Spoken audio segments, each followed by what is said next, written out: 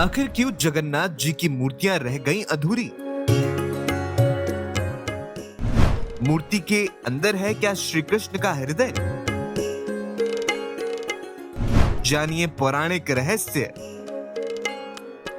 भगवान जगन्नाथ की प्रसिद्ध रथ यात्रा प्रतिवर्ष आषाढ़ शुक्ल द्वितीय को प्रारंभ होती है।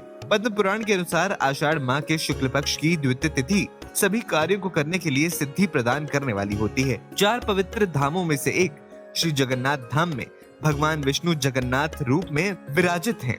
मान्यता है कि यहाँ बाकी के तीनों धाम जाने के बाद अंत में जाना चाहिए। उड़ीसा राज्य में स्थित पुरी में श्री जगन्नाथ मंदिर वैष्णव संप्रदाय का एक प्रसिद्ध हिंदू मंदिर है, जो जग के स्वामी भगवान श्री कृष्ण को समर्पित है।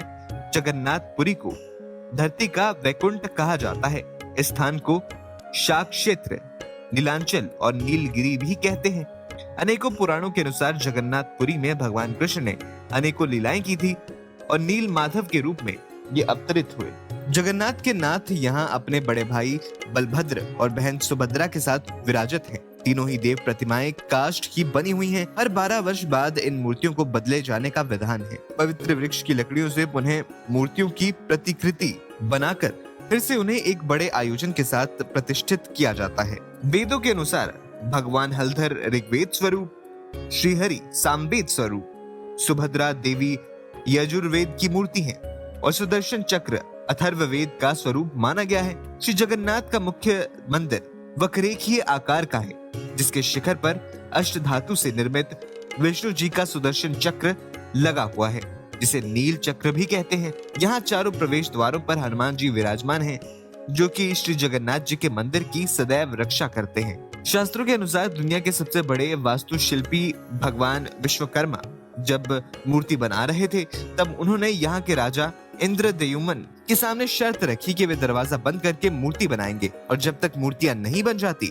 तब तक अंदर कोई प्रवेश नहीं करेगा। यदि दरवाजा किसी भी कारण से पहले खुल गया तो वे मूर्ति बनाना छोड़ देंगे। बंद दरवाजे के अंदर मूर्ति निर्माण का काम हो रहा है या नहीं, ये जानने के लिए राजा नित्य प्रति दरवाजे के बाहर खड़े होकर मूर्ति बनने की आवाज सुनते थे। एक दिन राजा को अंदर से कोई आवाज सुनाई नहीं दी। उनको लगा कि विश्वकर्मा काम छोड़कर चले गए हैं। राजा ने दरवाजा खोल दिया और शर्त के अनुसार विश्वकर्मा यहाँ से अंतर्ध्यान हो गए। भगवान जगन्नाथ, बलभद्र और सुभद्रा की मूर्तियां अधूरी ही रह गईं। उसी दिन से आज तक मूर्तियां इसी रूप में यहाँ विराजमान हैं और आज भी भगवान की पूजा इसी रूप में होती है। पौराणिक मान्यताओं के अनुसार जब श्री कृष्ण की लीला अवधि पूर्ण हुई तो वे देह त्याग कर बैकुंठ चले गए। उनके पार्थिव शरीर का पांडवों ने दाह संस्कार किया, लेकिन इस दौरान उनका दिल जलता ही रहा। पांडवों ने उनके जलते हुए दिल को जल में प्रवाहित कर दिया।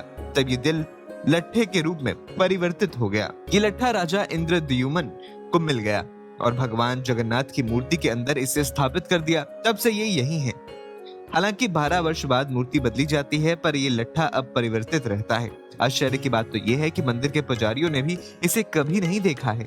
लट्ठा परिवर्तन के समय पुजारियों की आंखों पर पट्टी बांध दी जाती है और हाथ कपड़े से ढक दिए जाते हैं। बगैर देखे और बिना स्पर्श किए इस लट्ठे को पुरानी मूर्ति से निकाल कर नई मूर्ति में स्थापित कर दिया जाता है। उनके एहसास के मुताबिक ये लट्ठा बहुत कोमल है।